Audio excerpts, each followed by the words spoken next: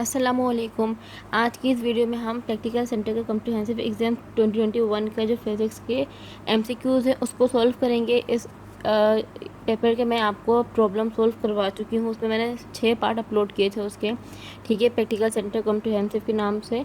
अब जो है मैं आज आपको इसके क्या करवा रही हूँ, प्रॉब्लम एमसीक्यू सॉल्व करवा रही हूँ। और ये 9th क्लास, ये मैट्रिक क्लास का है वैसे, लेकिन 9th क्लास के बच्चे भी यहाँ से हेल्प ले सकते हैं, ठीक है। तो स्टार्ट करते हैं आज की वीडियो को। पहले एमसीक्यू आप यहाँ पे देख सकते हैं क्या लिखा है। The branch of physics is concern with the structure properties and relation between the nuclei of atom. के फिजिक्स की वो ब्रांच जिसमें हम क्या कंसर्न करते हैं, उसके स्ट्रक्चर प्रॉपर्टीज और रिलेशन, किसके दरमियान का, न्यूक्लियाई ऑफ एटम के दरमियान का जो उसका स्ट्रक्चर है, उसकी क्या प्रॉपर्टीज़, उनके दरमियान का रिलेशन क्या है, तो इसको हम कहाँ पे स्टडी करते हैं। तो पहला ऑप्शन है हमारे पास एटॉमिक, दूसरा है न्यूक्लियर फिजिक्स, तीसरा है मैकेनिक्स, होता है इलेक्ट्रिसिटी। तो न्यूक्लियाई ऑफ एटम के बारे में हम कहाँ पर स्टडी करते हैं, जाहिर सी बात है हम करते हैं न्यूक्लियर फिजिक्स में। तो इसका जो सही ऑप्शन है वो क्या है, न्यूक्लियर फिजिक्स। तो यहाँ पे हम न्यूक्लियर फिजिक्स पे टिक कर देंगे, ठीक है। सेकंड ब्लैंक से हमारे पास the least count of vernier caliper is, हमें क्या बताना है, हमें लीस्ट काउंट बताना है वर्नियर कैलिपर का।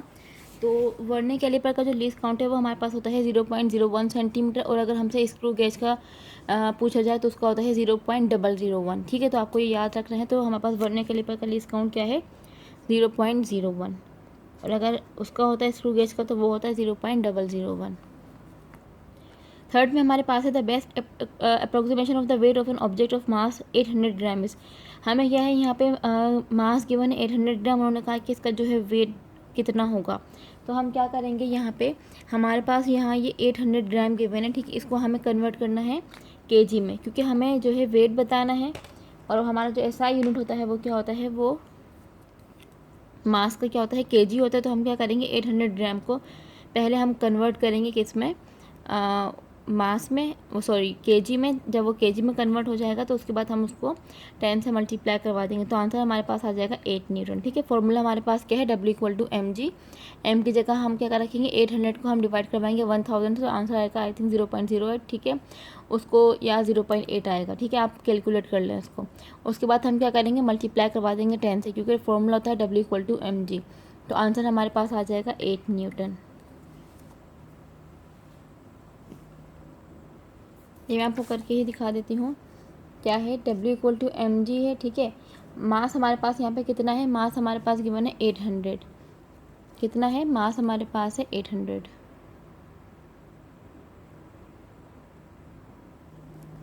तो हम क्या करेंगे, मास है 800, उसे मैं करूँगी, ये हमारे पास ग्राम में, ठीक है। तो हमें क्या करना पड़ेगा, उसे हमें कन्वर्ट करना पड़ेगा केजी में। तो केजी में कन्वर्ट करने के लिए क्या करूँगी मैं, इसे 800 को डिवाइड कर दूँगी 1000 से, तो आंसर मेरे पास आएगा 0.8 kg, ठीक है। ये मास हमने कन्वर्ट कर लिया है केजी में। अब हमें क्या फाइंड करना है, वेट फाइंड करना है। तो वेट इक्वल है mg के। अब हम क्या करेंगे, W की जगह हमारे पास आ जाएगा m की जगह हमारे पास आ जाएगा 0.8, और 10 की जगह हम g की जगह हम रख देंगे 10। जब मैं 10 को 0.8 से मल्टीप्लाई करवाऊँगी तो आंसर आएगा 8 न्यूटन। तो हमारे पास वर्क हमने फाइंड कर लिया है कितना है, और वेट हमने फाइंड कर लिया कितना है, 8 न्यूटन। तो इसका जो सही आंसर है हमारे पास वो कितना है, 8। तो हम यहाँ पे इसको 8 पे मार्क कर देंगे।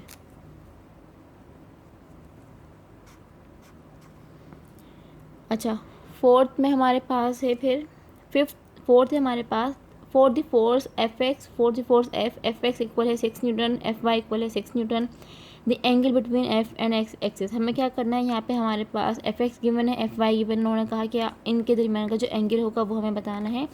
तो इन्होंने हमें दोनों 6 न्यूटन ही गिवन किया, तो हम क्या करेंगे, यहाँ पे एंगल फाइंड करेंगे। और हमें पता है कि एंगल का फॉर्मूला क्या होता है, थीटा इक्वल होता है tan inverse F Y upon F X, ठीक है। ये हमारे पास डायरेक्शन फाइंड करने का फॉर्मूला होता है। अब हम क्या करेंगे, ये ऐसे ही लिखेंगे, tan इनवर्स हमने ऐसे ही लिखा, एफ वाई 6/6 आ जाएगा, क्योंकि ये दोनों क्या है 6 है। तो हम इसको कैंसिल करेंगे, आंसर क्या आएगा, 1 आएगा। तो हम क्या करेंगे, tan इनवर्स हमें क्या फाइंड करना है, tan इनवर्स 1 फाइंड करना है। तो इसका तरीका क्या होगा, शिफ्ट प्रेस करेंगे, जो 10 है हमारे पास 10 प्रेस करेंगे, उसके बाद हम प्रेस कर देंगे 1 इक्वल। आंसर हमारे पास क्या है, 45। तो यहाँ पे आ जाएगा थीटा इक्वल है 45 डिग्री के, ठीक है। तो ये हमारे पास आ गया है आंसर। तो इसका जो सही आंसर है वो है 45 डिग्री। इस पे हम टिक कर देंगे 45 पे। अच्छा, उसके बाद हमारे पास है 5th पे 25 Newton force act along x axis it why component. अगर हमारे पास क्या हो रही है, एक्स एक्सिस पे फोर्स अप्लाई हो रही है, तो वो पूछ रहे हैं कि वाई कंपोनेंट पे क्या होगी। ठीक है, अगर ये आप इस तरीके से समझें, ये हमारे पास है एक्स एक्सिस, ये हमारे पास है वाई एक्सिस। ठीक है, तो वो ये कह रहे हैं कि जो फोर्स अप्लाई हो रही है वो एक्स पे हो रही है, समझे आप, यहाँ पे हो रही है। ठीक है, अब वो पूछ रहे हैं उसका वाई कंपोनेंट क्या है। अब क्योंकि सारी फोर्स जो है वो एक्स पे ही लग रही है, वाई पे तो कुछ भी नहीं है, इसका मतलब ये है कि एक्स एक्सिस पे वाई कंपोनेंट हमेशा ज़ीरो होता है। ये बात आपको याद रखनी है। ठीक है, अब क्योंकि उन्होंने कहा है कि फोर्स जो है एक्स पे लग रही है, तो इसका मतलब है कि उसका वाई कंपोनेंट ज़ीरो होगा, और अगर फोर्स वाई कंपोनेंट पे लग रही होती है तो उसका एक्स कंपोनेंट ज़ीरो होता है। ठीक है, तो यहाँ पे इन्होंने हमसे पूछा है कि 29 न्यूटन की जो फोर्स है वो कहाँ लग रही है, वो एक्स पे लग रही है, तो उसका जो वाई कंपोनेंट होगा वो क्या होगा, वो जाहिर सी बात है वो ज़ीरो होगा। सही, तो यहाँ पे हम लिख देंगे 0। 6 पे हमारे पास है the velocity and acceleration of a body moving with uniform speed in a circle are. कि अगर क्या है, कोई भी यूनिफॉर्म स्पीड से किसी भी सर्कल में कोई भी ऑब्जेक्ट जो है मूव कर रहा हो, तो उसके जो वेलोसिटी और जो एक्सेलरेशन है वो क्या होंगे आपस में, तो वो आपस में होंगे परपेंडिकुलर। ठीक है, तो हम इस पर यहाँ पर टिक कर देंगे, वो क्या होंगे आपस में, वेलोसिटी एंड एक्सेलरेशन परपेंडिकुलर हो जाएंगे। सही, उसके बाद हमारे पास है 7th में work done will be negative if the angle between force and displacement is. कि वर्क जो है हमारे पास नेगेटिव होगा अगर फोर्स एंड डिस्प्लेसमेंट का जो एंगल है वो कितना होगा। ये वाला MCQ मैं आपको बहुत बार बता चुकी हूँ, तो आपको फिर से याद दिलाती हूँ कि अगर हमारे पास नेगेटिव वर्क डन हमें पूछा जाए हमसे, तो जो एंगल होगा वो 180 डिग्री होगा, और अगर हमसे मैक्सिमम जो है पूछा जाए या पॉजिटिव पूछा जाए, तो हमारे पास जो डिग्री जो एंगल है वो हमारे पास 0 डिग्री होगा। ठीक है, तो इस बात का ख्याल रखना है। तो हमसे यहाँ पे क्या पूछा है, नेगेटिव पूछा है, तो इसका मतलब ये है कि फोर्स एंड डिस्प्लेसमेंट का जो एंगल है वो हमारे पास होगा 180 डिग्री। 8 में हमारे पास है कि what is the average power required to lift a mass of 100 gram 100 kg to height of 50 metre in 50 second. हमारे पास क्या है कि हमें पावर फाइंड करनी है, एक मास है 100 kg का, उसे हमें क्या करना है, लिफ्ट करना है ऊपर की तरफ, कितने हाइट पे, 50 मीटर की हाइट पे हमें 100 kg के मास को लिफ्ट करना है 50 सेकंड में।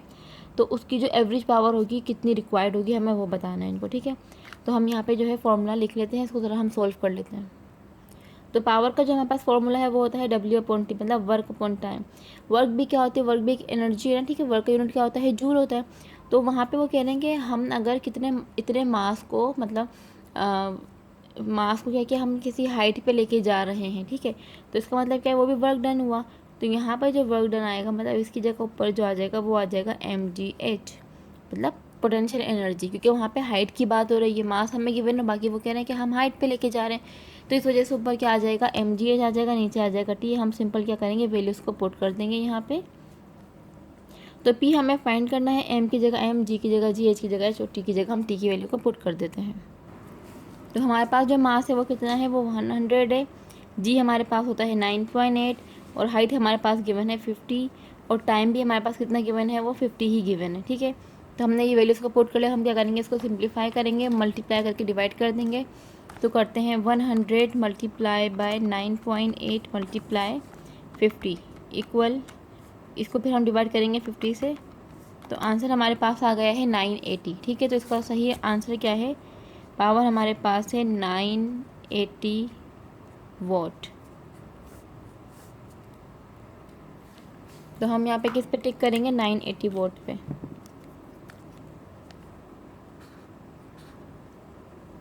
अच्छा, उसके बाद हमारे पास है 273 केल्विन इज इक्वल टू, जो हमारे पास 273 केल्विन है वो किसके इक्वल होता है। तो हमें यहाँ पे आप देख सकते हैं फ़ारेनहाइट में पूछा है, हमें ये बताना है कि जो 273 केल्विन है वो मतलब फ़ारेनहाइट में किसके इक्वल है। तो वहाँ पे जो सही ऑप्शन है वो है 32 डिग्री फ़ारेनहाइट, मतलब कि 273 जो केल्विन है वो हमारे पास 32 डिग्री फ़ारेनहाइट के इक्वल है।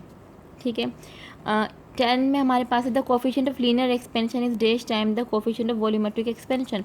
कोफिशिएंट ऑफ लीनियर एक्सपेंशन हमारे पास अल्फ़ा होता है। ठीक है, तो वो कह रहे हैं जो अल्फ़ा है वो बीटा के कितने टाइम से। ठीक है, तो हमारे पास जो इसका रिलेशन है वो क्या होता है, बीटा इक्वल है 3 अल्फ़ा के। हमारे पास रिलेशन क्या है, बीटा इक्वल 3 अल्फ़ा के। ठीक है, मतलब कोफिशिएंट ऑफ वॉल्यूमेट्रिक एक्सपेंशन हमारे पास क्या है, वो 3 टाइम्स होता है। 3 टाइम्स किसके होता है, वो होता है coefficient of linear thermal expansion के। तो वो हमसे अल्फ़ा का पूछ रहे हैं। आप यहाँ पे देख सकते हैं 3 मल्टीप्लाई का, वहाँ देखिए क्या हो जाएगा, डिवाइड का होगा, तो इसका मतलब ये कि अल्फ़ा हो जाएगा 1/3 बीटा के इक्वल। तो वो उन्होंने हमसे पूछा है the coefficient of linear thermal expansion is dash times the coefficient of volumetric thermal expansion. तो ये कितना है, ये है 1/3 टाइम्स। ठीक है, और अगर ऐसा पूछा जाए the coefficient of volumetric thermal expansion is 3 times the coefficient of linear thermal expansion. ठीक है, तो अगर वॉल्यूमेट्रिक का पहले आएगा तो हम इसको 3 टाइम्स करेंगे, और हम मतलब अल्फ़ा का पूछा जाए, मतलब coefficient of linear thermal expansion का पूछा जाएगा, तो हम वहाँ पे 1/3 टाइम्स करेंगे। तो इसका जो आंसर है वो क्या है, 1/3। अच्छा, 11th में हमारे पास है if the volume of a given mass of a gas is double, कि विदाउट चेंजिंग इट्स टेम्परेचर, कि अगर हमारे पास गैस का जो वॉल्यूम है वो क्या हो, वो डबल हो जाए, उसके हमने टेम्परेचर को चेंज नहीं किया है, the pressure of the gas is reduce to, तो उसका जो प्रेशर है वो कम होगा। कितना कम होगा, option 1/2 of the initial value, 1/3, 1/4 या 2/3। ठीक है, तो ये हमारे पास आपने बॉयल्स लॉ में पढ़ा होगा कि V इन्वर्सली प्रोपोर्शनल होता है 1/P के। ठीक है, आपने देखा भी होगा क्या कि V इन्वर्सली प्रोपोर्शनल है 1/P के। वो ये कह रहे हैं कि जो वॉल्यूम है वो क्या हो गया है, डबल। अच्छा, ये अगर डबल होगा, ये अगर इंक्रीज़ होगा तो ये डिक्रीज़ होगा, जितना ज़्यादा ये इंक्रीज़ होगा उतना ही ज़्यादा ये डिक्रीज़ होगा, ऐसा ही होता है। तो वॉल्यूम वो कह रहे हैं कि अगर हमारे पास डबल हो जाएगा तो जो प्रेशर है वो हमारे पास क्या हो जाएगा, जाहिर सी बात है वो 1/2 हो जाएगा। ठीक है, डबल का क्या होगा, हाफ हो जाएगा। तो इसका मतलब ये कि जो इसका सही ऑप्शन है वो क्या है, 1/2 ऑफ द इनिशियल वैल्यू, मतलब हाफ हो जाएगा वो अपने इनिशियल वैल्यू से। अगर वॉल्यूम डबल हो जाएगा तो प्रेशर उसका कम हो जाएगा, मतलब हाफ हो जाएगा।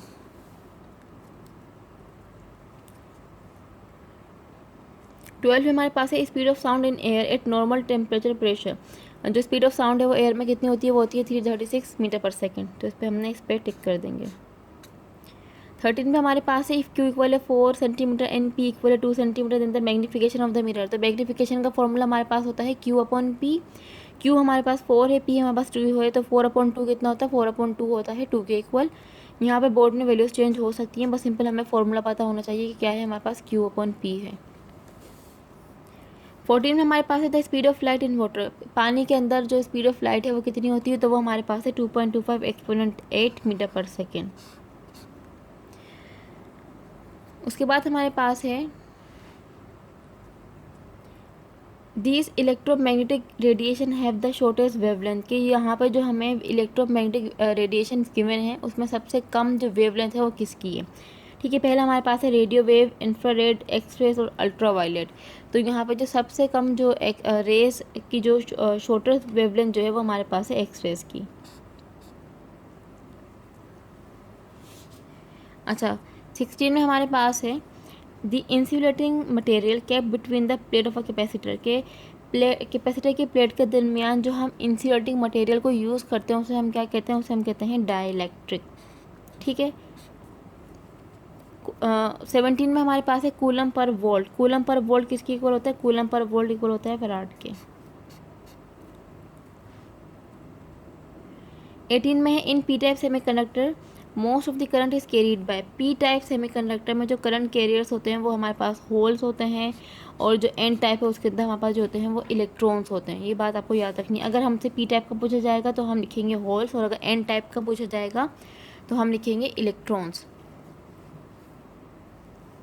19 में हमारे पास है गेमा रेडिएशन आर फास्ट मूविंग। जो गेमा रेस होते हैं वो हमारे पास क्या होते हैं, वो फास्ट मूविंग फोटोन्स होते हैं, और जो बीटा पार्टिकल्स होते हैं, बीटा रेस जो होती हैं वो हमारे पास इलेक्ट्रॉन्स होती हैं, और जो गेमा होते हैं वो हमारे पास फोटोन्स होते हैं। ठीक है, आगे क्या है, the ray consisting of electron are called. वो रे जिसके अंदर क्या होते हैं वो इलेक्ट्रॉन होते हैं, वो क्या है, नंबर 1 पे है अल्फ़ा। अल्फ़ा में पता है हीलियम होता है। ठीक है, हीलियम के इक्वल है बीटा। हमारे पास क्या होते हैं, इलेक्ट्रॉन होते हैं, और जो हमारे पास गैमा होते हैं वो हमारे पास फोटोन्स होते हैं। तो क्योंकि उन्होंने कहा कि वो इलेक्ट्रॉन पे कंसिस्ट करते हैं तो वो हमारे पास है बीटा रेस। 21 है हमारे पास यहाँ पे the first condition of equilibrium states. मतलब फर्स्ट कंडीशन में क्या कहा था कि जो उसका जो सम होता है किसका, जो नेट फोर्स होती है वो क्या होगी, वो 0 होगी। ठीक है, और अगर हमसे सेकंड कंडीशन पूछी जाएगी तो वहाँ पे हमारे पास समीशन टॉर्क इक्वल टू 0 आएगा, मतलब ये वाला। ऑप्शन। अगर सेकंड कंडीशन पूछी जाती तो हमारे पास आता summation torque equal to zero. अब क्योंकि यहाँ पे हमसे फर्स्ट कंडीशन पूछी गई है तो इसलिए इसका आंसर आएगा summation F equal to zero. मतलब जो फोर्स, जितने भी फोर्सेस वहाँ पे अप्लाई हो रही हैं, अगर हम उनका सम करेंगे तो आंसर हमारे पास क्या आएगा, जीरो आएगा। 22 पे हमारे पास है इन CGS system the unit of force है। CGS सिस्टम में जो फोर्स का जो यूनिट होता है वो हमारे पास क्या होता है, डाइन होता है। और अगर मैं SI यूनिट की बात करूँ तो उसमें होता है न्यूटन। ठीक है, तो ये हमने MCQs जो है प्रैक्टिकल सेंटर की MCQs हमने सोल्व कर ली, जो कि 22 MCQs हैं अकॉर्डिंग टू बोर्ड पैटर्न। ठीक है, तो हमने ये सोल्व कर ली हैं। अगर आपको इसमें कोई भी कन्फ्यूजन हो तो आप मुझसे पूछ सकते हैं। अल्लाह हाफिज़।